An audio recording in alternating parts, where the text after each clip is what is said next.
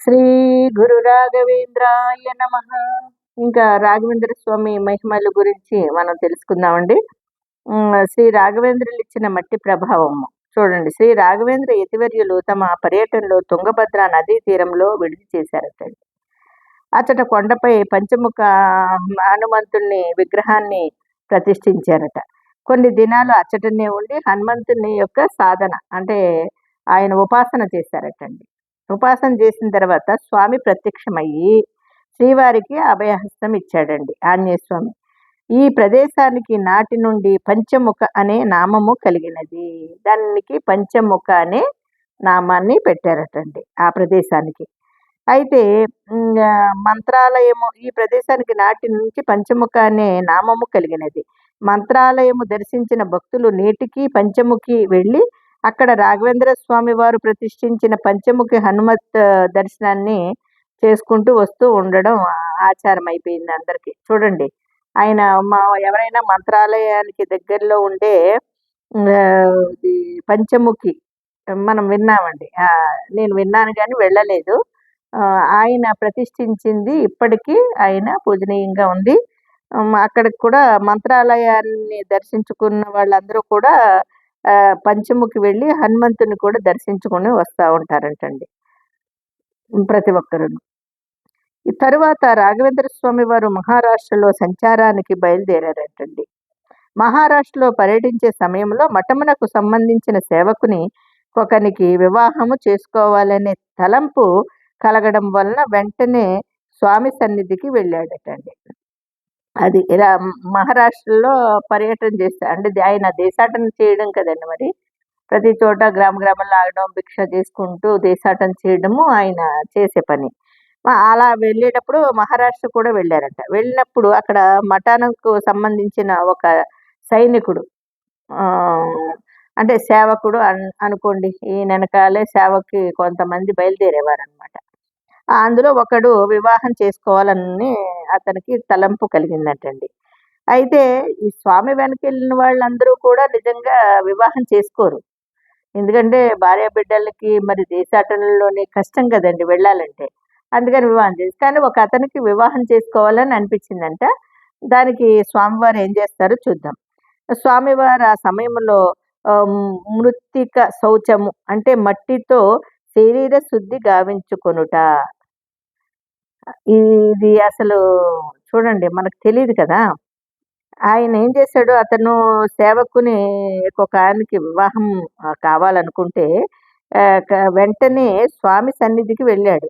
ఈ స్వామివారు ఆ సమయంలో మృత్తికా శౌచము అంటే మట్టితో శరీర శుద్ధి గావించుకొనుట. ఆయన మట్టితో ఈ శరీరాన్ని శుద్ధి చేసుకుంటున్నారంటండి. సేవకుడు స్వామివారికి నమస్కరించి తన ఉద్దేశాన్ని వెల్లడించాడు. తన వివాహానికి అనుమతించి ఆశీర్వదింపవలసినదిగా తనకు సెలవుతో పాటుగా కొంత ధన సహాయం కూడా చేస్తే తాను వెళ్ళి వివాహం చేసుకుని తిరిగి రాగలనని విన్నవించుకున్నాడు ఇతను. అందుకు శ్రీవారు తన వద్ద ప్రస్తుతము మట్టి తప్ప ఏమీ లేదని, కావలసి వస్తే దానినే తీసుకువెళ్ళమని ఆ సేవకునికి చెప్పారు. ఎవరైనా నీటితో స్నానం చేస్తారండి. ఈయన మట్టితోనే స్నానం చేసినట్టుగా మట్టితో శుద్ధి చేసుకునేవారటండి దేహాన్ని. గురు మహిమలు గుర్తెరిగి ఉన్న ఆ సేవకుడు, అమ్మో గురువులతో పెట్టుకోకూడదు, గురువుల యొక్క ఆ మహిమలు అద్భుతంగా ఉంటాయి. ఆయన ఆ సేవకుడు మరి ఆయనతో పాటు ఉన్నాడు కదా, అందుకని అతను భయపడ్డాడటండి. వారు ఆశీర్వదించి ఏది ఇస్తే అదే మహాప్రసాదం అని విన్నవించడంతో రాఘవేంద్రుల వారు 3 దోసెళ్ల మట్టిని అతనికి ఇచ్చి ఆశీర్వదించారు. నా దగ్గర ఏమీ లేదయ్యా, ధనం అడిగాడు అతను. వివాహం చేసుకుంటున్నాను కదా, నాకు ఏదైనా ధన సహాయం చేయండి అంటాడు. అప్పుడు నా దగ్గర ఏముంది, మట్టే ఉంది అంటాడు ఆయన. అని కావాలంటే ఈ మట్టి ఇస్తాను అంటాడు.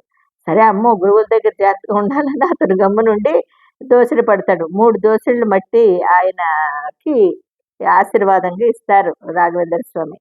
గురు ప్రసాదముగా భావించిన మట్టిని భద్రముగా మూట కట్టుకుని ఆ సేవకుడు ప్రయాణం సాగిస్తూ ఉంటాడు. ఒక గ్రామ ప్రాంతానికి చేరేసరికి ప్రొద్దు గురుకుట వలన ఆ రాత్రికి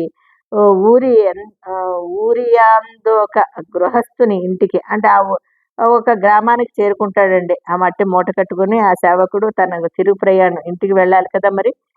వెళ్ళే దారిలో వెళ్ళలేక ఒక రాత్రి ఒక ఊరిలోనే ఉండిపోతాడండి. ఒక గృహంలో.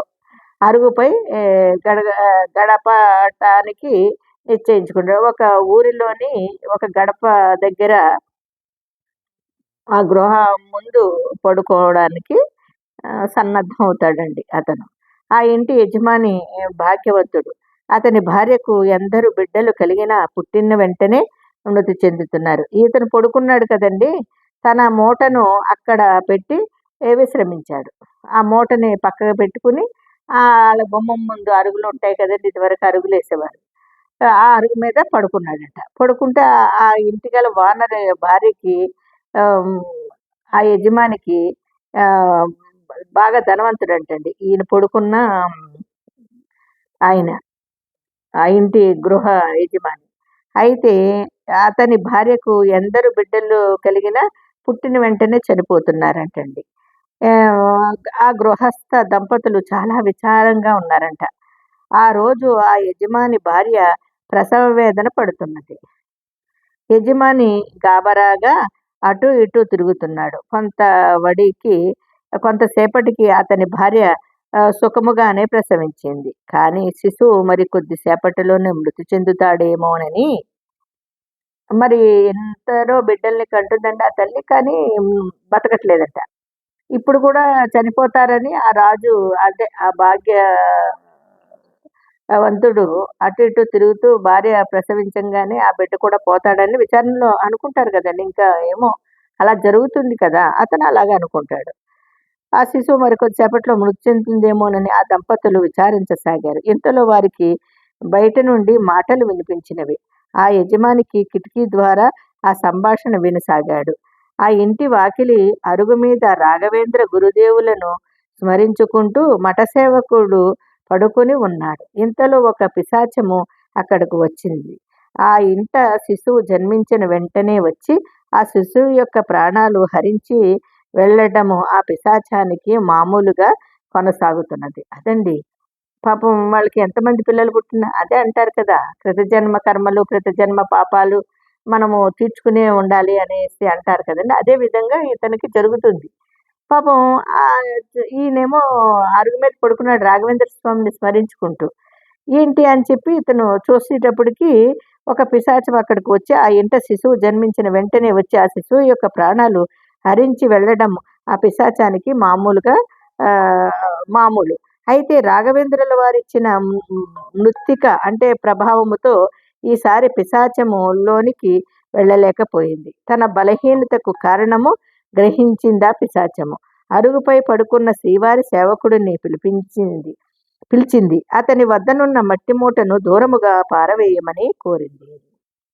అదండి. అక్కడ రాఘవేంద్ర స్వామి ఇచ్చిన మట్టి మూటని గుమ్మం దగ్గర పెట్టాడు.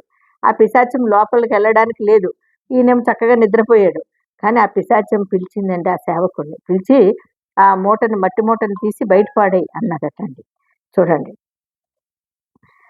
ఆ పిశాచానికి మామూలుగానే కొనసాగుతుంది. ఈసారి పిశాచము లోనికి వెళ్ళలేకపోయింది. తన బలహీనతకు కారణం గ్రహించింది ఆ పిశాచము. అరుగుపై పడుకున్న శ్రీవారి సేవకుడిని పిలిపించి అతని వద్దనున్న మట్టి మూటను దూరముగా పారవేయమని కోరింది. మృత్తిక ప్రభావము వలన ఆ సేవకుడికి బుద్ధి చురుకుగా పనిచేసింది. ఆ సేవకుడికి ఏంటని తనకొక ధనముతో నిండిన బిందెనిస్తే ఆ మూట పారవేయగలనని చెప్పాడు. మరుక్షణంలోనే ఆ పిశాచము ధనపు బిందెను ఆ సేవకుడికి అందించింది.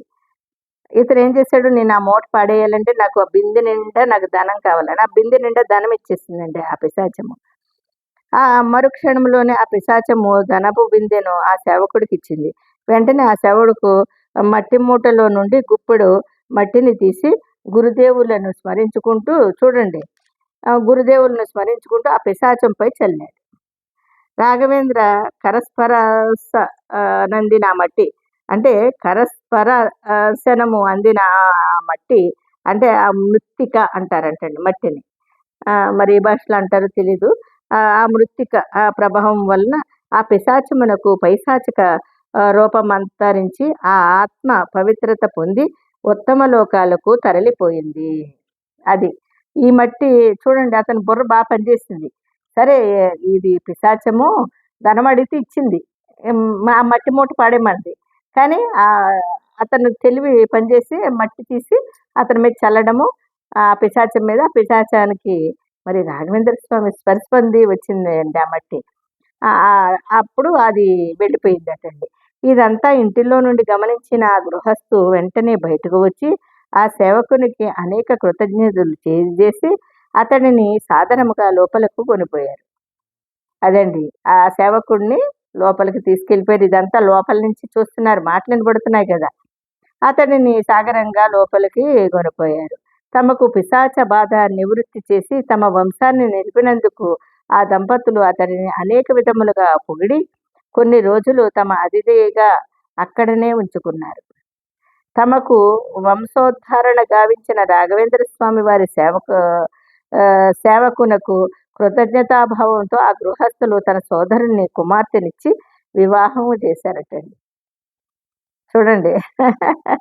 గృహస్థు తన సోదరిని, అంటే ఆమె ప్రసవించింది కదా, ఆమె సోదరినిచ్చి ఇతనికి వివాహం చేశారట.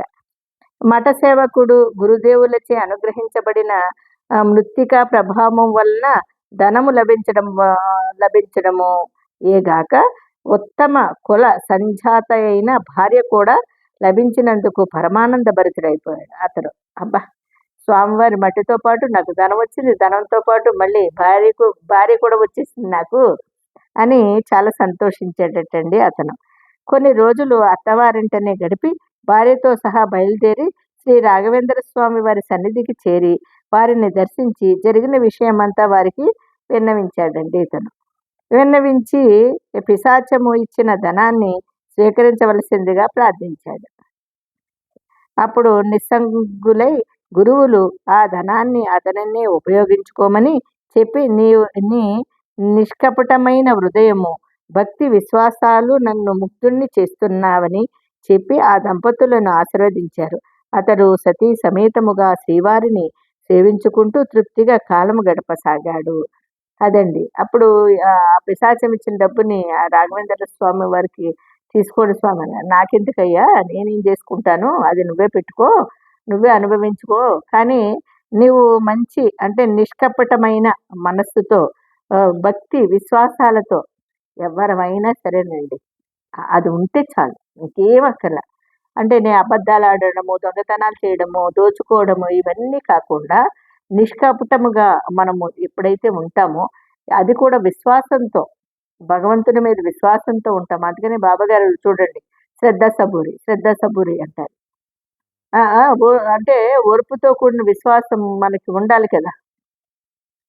ఆ విశ్వాసం ఉంటేనే ఏదైనా జరుగుతుంది. ఆ విశ్వాసాన్ని అతనికి ఉన్నాయి కాబట్టి అతనికి ఇది జరగాలి అని ఆ స్వామికి తెలుసు, ఏది ఎప్పుడు ఎలా జరగాలి అని. అందుకని అతన్ని ఇచ్చి పంపించడము. చూడండి, ఒక మట్టి నుంచి ఆ మహానుభావుడు ఎంత గొప్ప అద్భుత లీలో కదా. మరి అలాంటి లీలల్ని ఆయన రాఘవేంద్ర స్వామి చేస్తూ వచ్చేవారండి మన బాబా గారిలాగా. అంటే ఆయన ఏదో మంత్రాలు తంత్రాలు అలా కాకుండా రియాలిటీస్ చక్కగా ఆయన అలా చేసేవారు. మన బాబా గారు కూడా అంతే కదండి. ఈ మంత్రాలు తంత్రాలకి ప్రజలు అట్రాక్ట్ అయిపోయి దాంతోనే ఉండిపోతారు అని చెప్పి ఆయన ఎప్పుడూ మంత్రాలు తంత్రాలు చేసి ఆమ్ డూములు చేసేవారు కాదు.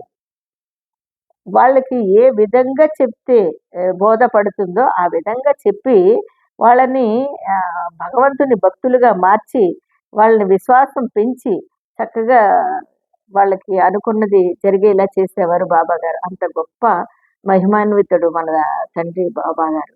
అలాగే రాఘవేంద్ర స్వామి కూడా అంత గొప్ప సద్గురువు అండి. మరి అలాంటి గురువులు ఉన్నారు కాబట్టి మనం ఇంకా ఇలా ఉన్నామండి ఈ కలియుగానికి. కలి ప్రవాహం అంటకుండా మన ఈ గురువుల వల్లే మనం ఈరోజు ఇలా ఉన్నాం. మరి రేపొద్దున్న ఇంకో కథలోకి వెళదాము. అంతవరకు జై గురు రాఘవేంద్రాయ నమః.